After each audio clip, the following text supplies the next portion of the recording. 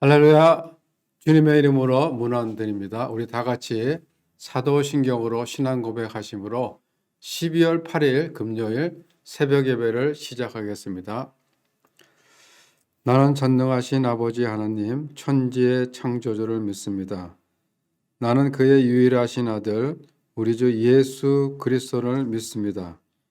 그는 성령으로 잉태되어 동정녀 마리아에게서 나시고 본디오 빌라도에게 고난을 받아 십자가에 못 박혀 죽으시고 장사된 지 사흘 만에 죽은 자 가운데서 다시 살아나셨으며 하늘에 오르시어 전능하신 아버지 하나님 우편에 앉아 계시다가 거기로부터 살아있는 자와 죽은 자를 심판하러 오십니다. 나는 성령을 믿으며 거룩한 공교회와 성도의 교제와 죄를 용서받는 것과 몸의 부활과 영생을 믿습니다. 아멘. 하나님 감사합니다. 오늘도 저희들의 귀한 하루 주시고 또 이 시간 우리가 주님께 예배드리며 찬양케 하여 주심을 감사를 드립니다. 주님 말씀 사모하여 나온 우리 성도님들의 심령마다 성령께서 함께하여 주셔서 드려지는 이 예배가 주님께 연락되는 귀한 시간이 되게 하여 주시옵소서. 저희들 오늘 하루도 살아갈 때 주님이 내 삶의 주인 되심을 고백하며 예수 그리스도의 사랑에 빚진 자들로서 부르심에 합당한 삶, 하나님의 자녀다운 그러한 삶을 살게 하여 주시옵소서. 이 시간 하나님의 말씀을 받습니다. 우리가 함께 읽고 묵상할 때 은혜가 넘치게 하여 주시옵소서. 감사드리며 예수님 이름으로 기도드리옵나이다. 아멘. 오늘 우리에게 주신 하나님의 말씀은 예배소서 4장 17절부터 32절입니다. 예배소서 4장 17절부터 32절 제가 봉독해 드리겠습니다. 그러므로 내가 이것을 말하며 주 안에서 증언하노니 이제부터 너희는 이방인이 그 마음에 허망한 것으로 행함같이 행하지 말라.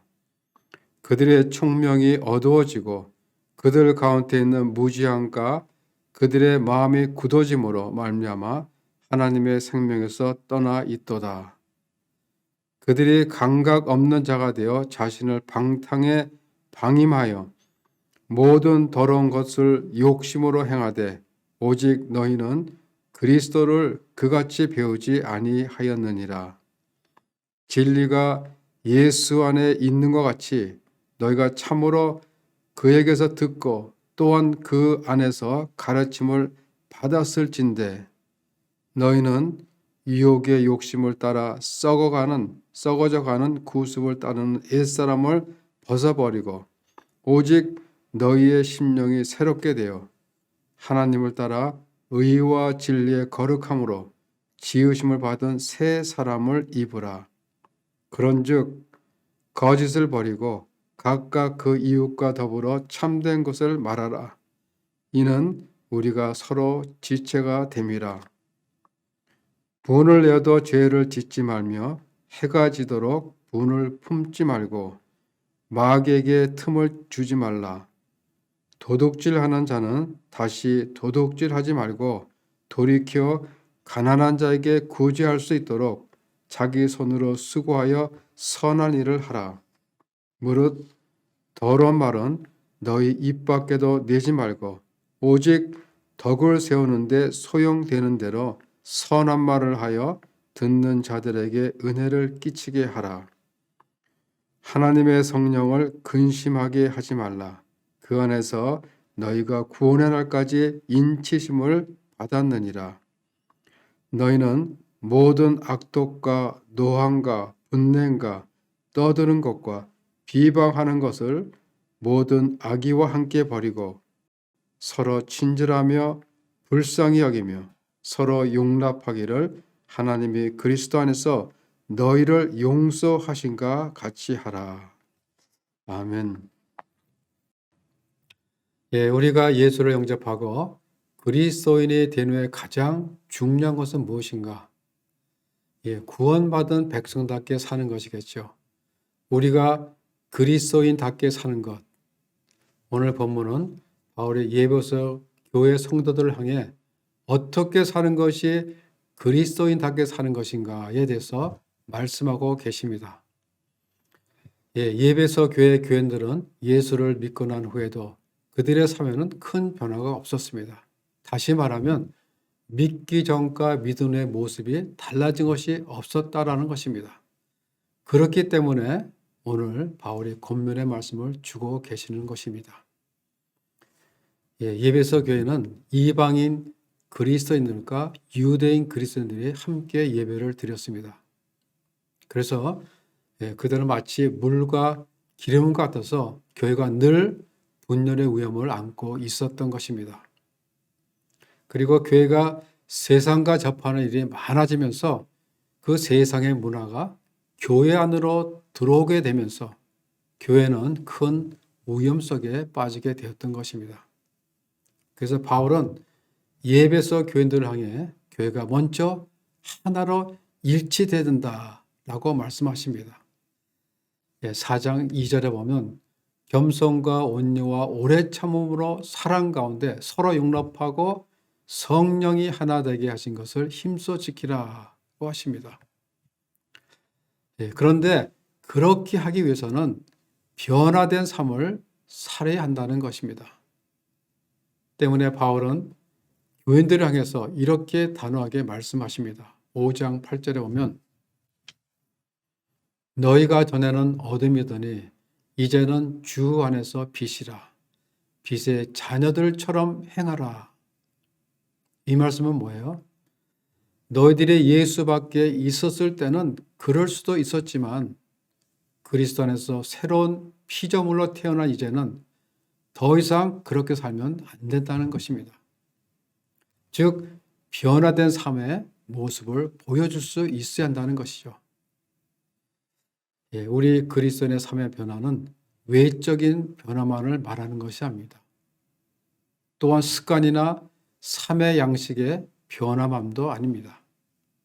삶의 전부가, 삶의 전체가 변화해야 합니다. 우리의 삶의 전부가 변화되기 위해서는 그리스도를 닮아가는 삶을 살아야 한다는 것입니다. 그러면 어떻게 하는 것이 그리스도를 닮아가는 삶인가? 변화된 그리스도의 삶의 모습은 어떤 것인가? 오늘 말씀에 보면 바울은 옛사람을 버리고 새 사람을 입으라 라고 하십니다. 완전히 거듭난 변화된 삶을 살라는 뜻이죠. 그런데 우리가 옛사람을 벗어버리지 못하는 이유는 우리의 마음이 뭐예요? 완전히 죄에 묶여 있어서 그렇다는 것입니다. 17절에 보면 이제부터 너희는 이방인이 그 마음에 허망한 것으로 행함같이 행하지 말라라고 하십니다. 이방인은 하나님을 모르는 사람을 말하죠. 그런 사람들은 마음이 허망한 것에 매여 있다는 것입니다. 다시는 말하면 목적이 없는 허망된 삶, 헛된 삶을 살고 있다는 것이죠. 꽃은 피나 열매가 없고 순간적인 쾌락은 있으나 뭐예요? 결국은 허망한 것으로 허무로 끝나는 그런 삶을 말하고 있는 것입니다. 그런 모든 것들은 뭐예요? 마음의 문제인 것이죠. 18절에서 이렇게 말씀하십니다. 그들의 총명이 어두워지고 그들 가운데 있는 무지함과 그들의 마음이 굳어짐으로 말미암아 하나님의 생명에서 떠나 있도다. 그들의 마음이 허망한 것에 매여 있는 원인은 뭐냐면 총명이 어두워져서 그렇다는 것입니다. 총명한데 뭐예요? 어리석다는 것입니다. 총명한데 마음의 눈이 어두워져 영적으로 무죄졌고 그 무지함으로 인해 마음이 완악해졌기 때문입니다. 영적 무지함이 만들어내는 결과는 뭐예요? 완악한 마음입니다. 마음이 단단해지는 것이죠. 마음이 단단해지면 얼마나 무뎌집니까? 감각이 없는 자가 되는 것입니다. 즉 양심이 점점 묻어지는 거죠. 죄를 지으면서도 죄책감이 느껴지지 않는 것이죠. 처음에 죄를 범했을 때는 정말 두렵고 하나님 앞에 범죄한 것에 대해서 마음이 안타까움이 있습니다. 그러나 점점 마음이 단단해지고 감각이 없는 자가 되면서 양심을 느끼지 못하는, 양심이 기능을 완전히 상실하게 되는 그런 인생이 되고 마는 것입니다. 죄를 짓고 얼굴이 붉어지면, 죄책감을 느낀다면 그것은 아직도 우리 양심이 살아있다는 증거입니다. 우리가 주님 앞으로 더 가까이 나가면 나갈수록 놀라운 것은 뭐예요? 우리의 죄성을 더 깊이 느낀다는 것입니다. 몸이 깨끗할수록 허물은 더 뚜렷하게 보이는 것처럼 우리의 영혼이 주님 앞에 가까이 갈수록 우리의 죄는 더욱더 뚜렷하게 보인다는 것입니다. 그런데 우리의 영혼이 점점 더 무뎌져서 감각이 없는 자가 되어버릴 때 아주 비참한 결과가 초래된다는 것입니다. 19절에 보면 그들이 감각 없는 자가 되어 자신을 방탕에 방임하여 모든 더러운 것을 욕심으로 행하되라고 하십니다. 감각이 없는 자가 될 때 어떻게 된다고 하십니까? 자신을 방탕함 속에 내어버리게 되는 것입니다. 자신의 정력을 다스려야 되는데 정력의 자신을 다스리게 되는 거죠. 자신을 방임해 버림으로 아무렇게나 살게 되는 것입니다. 이렇듯 마음의 허망함으로부터 시작해서 자신을 방임해 내버리는 이런 일들이 일어나기 때문에 우리의 삶 속에 더러운 일들이 일어나는 것입니다. 이 모든 문제의 근원은 우리가 하나님의 생명에서 떠나 있기 때문입니다. 그래서 바울은 22절에서 옛사람의 정체를 이렇게 정의하고 있습니다. 너희는 유혹의 욕심을 따라 썩어져가는 구습을 따르는 옛사람을 벗어버리라. 옛사람이란 뭐예요? 유혹의 욕심을 따라 옛 습성을 쫓아 썩어가고 있는 사람이다라는 것입니다. 욕심과 욕먹에는 기억이 없다라는 말이 있습니다. 기억이 없기 때문에 한번 그렇게 채워줘도 주어도 받지 않은 것처럼 계속 달라고 합니다. 기억이 없기 때문에 계속 주고 또 주어도 욕심은 만족함이 없는 것입니다. 결국 그것이 습관이 되어버리는 것입니다. 습관은 삶의 일부분이 되고 그것이 인격이 됐을 때 그때는 헤어나오기가 어렵게 된다는 것입니다. 유혹의 욕심을 따라 썩고 있는 옛사람, 이것이 바로 우리가 벗어야 할 옛사람의 정체라는 것입니다.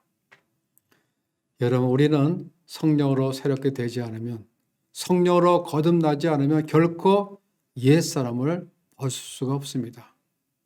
옛사람은 우리 힘으로 결코 벗을 수가 없다는 것입니다. 그래서 23절에서 바울은 오직 너희의 심령이 새롭게 되어 의와 진리의 거룩함으로 지으심을 받은 새 사람을 입으라고 하십니다. 성령으로 심령이 새롭게 되어야 거듭난 사람이 될 수가 있다는 것입니다. 그리고 25절부터는 이 새 사람이 삶 속에서 행하여야 할 구체적인 모습을 설명하고 있습니다. 25절에 보면 그런즉 거짓을 버리고 각각 이웃과 더불어 참된 것을 말하라. 이는 우리가 서로 지체됨이라. 새 사람의 모습은 뭐예요? 거짓을 버리고 진실을 말하는 것입니다. 옛사람에 속한 거짓을 버리고 새 사람에 속한 진실의 옷을 입어라라는 것입니다. 여러분, 우리는 살아가면서 얼마나 많은 거짓말을 하고 살아갑니까? 가장 큰 거짓말은 뭐예요? 나는 절대로 거짓말을 하지 않는다라는 말입니다. 우리는 이 거짓과 싸우지 않으면 우리는 옛사람을 벗을 수가 없다라는 것입니다. 이런 말이 있습니다. 진실을 말하면 아무것도 기억할 필요가 없다라는 것입니다. 그런데 거짓을 말하면 다 기억해야 합니다. 왜냐하면 내가 한 거짓을 맞춰야 하기 때문입니다.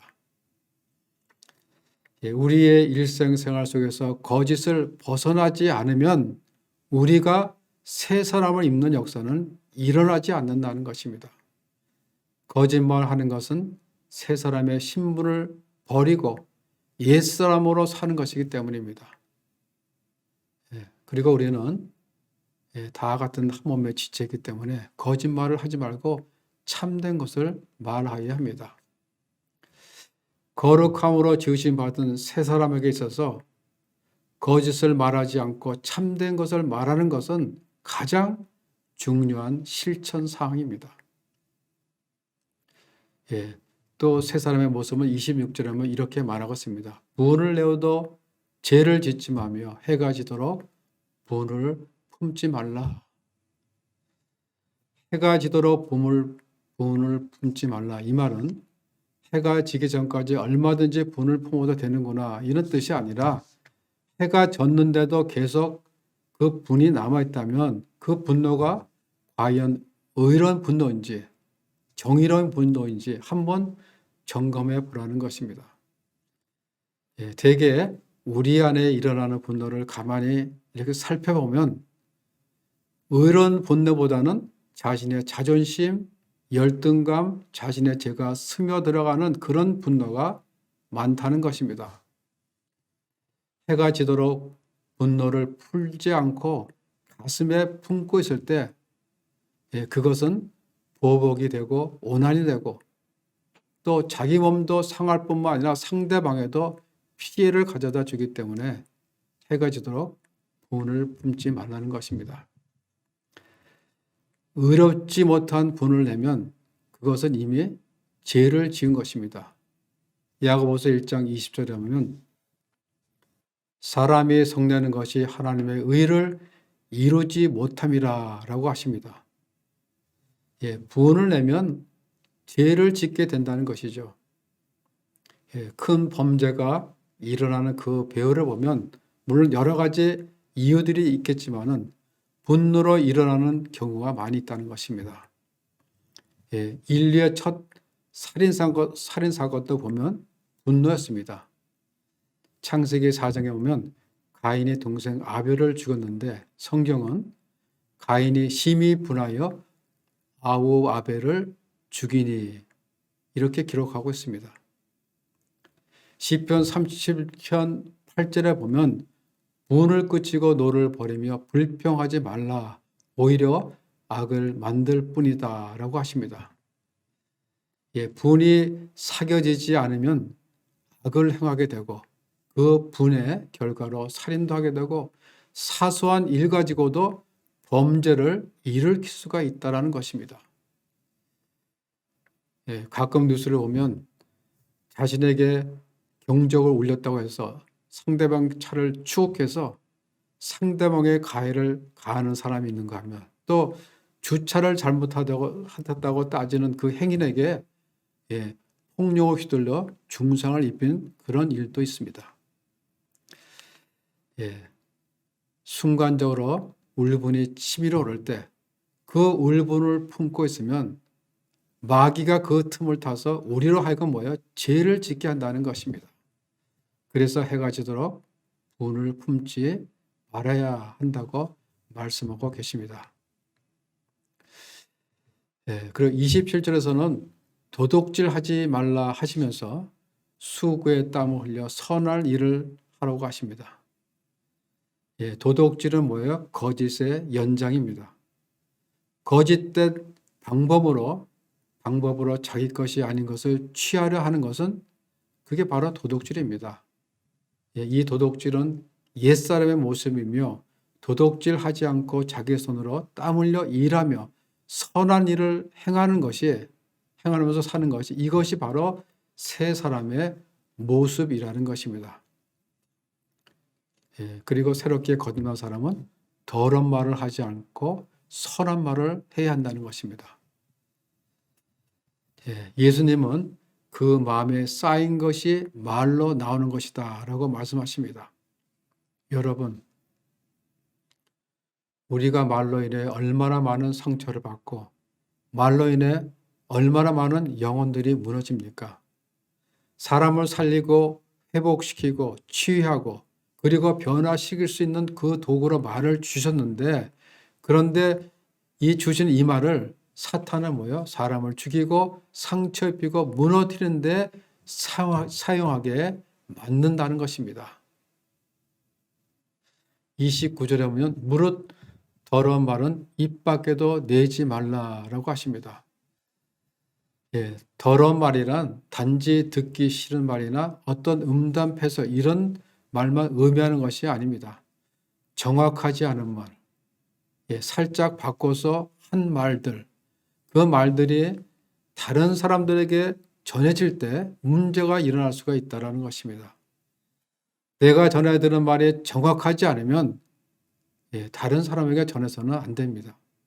확인되지 않는 소문을 가지고 전하고 왜곡해서 그리고 자신의 생각까지 더해서 전하는 말은 절대로 하지 말아야 할 것입니다.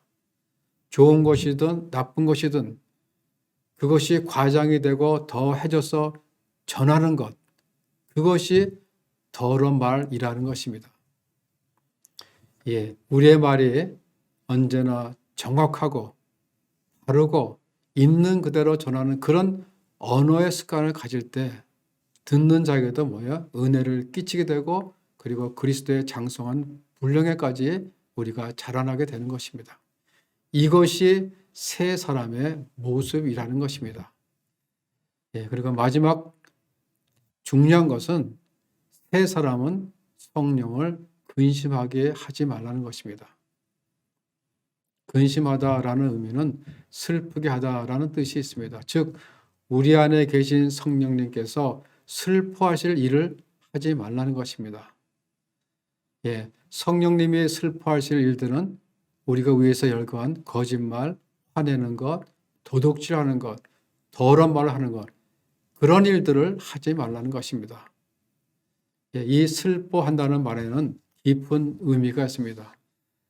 어떤 사람이 잘못을 저질렀을 때 그 사람에 대한 관심과 사랑이 없으면 우리는 그저 그 사람을 비판하거나 아니면 정죄하려고 합니다. 그러나 그 당사자의 부모는 슬퍼합니다. 부모는 자녀가 잘못을 저지른 것에 대한 화보다는 자녀를 향한 사랑이 더 넘치기 때문에 가슴 아파하는 것입니다. 슬퍼하는 것입니다. 마찬가지입니다. 성령님은 우리 안에 계셔서 우리가 옛사람의 모습으로 살아갈 때 화를 내시는 것이 아니라 슬퍼하시는 것입니다.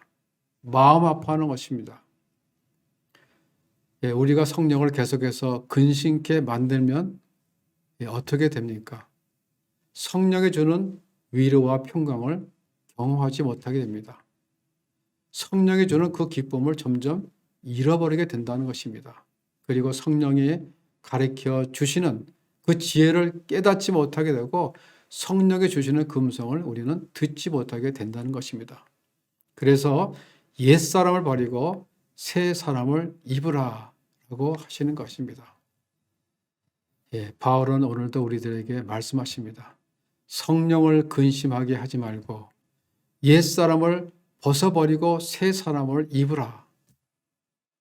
우리는 날마다 하나님이 주신 그 생명 가운데 정말 뼈를 깎는 듯한 결단과 헌신으로 말씀에 순종하고 말씀대로 행함으로 그리스도를 닮아가는 삶을 통하여 참된 새 사람의 모습으로 성령을 근심케 하는 것이 아니라 성령을 기쁘게 해드리는 우리 성도님들 모두가 되시기를 주님의 이름으로 축원합니다.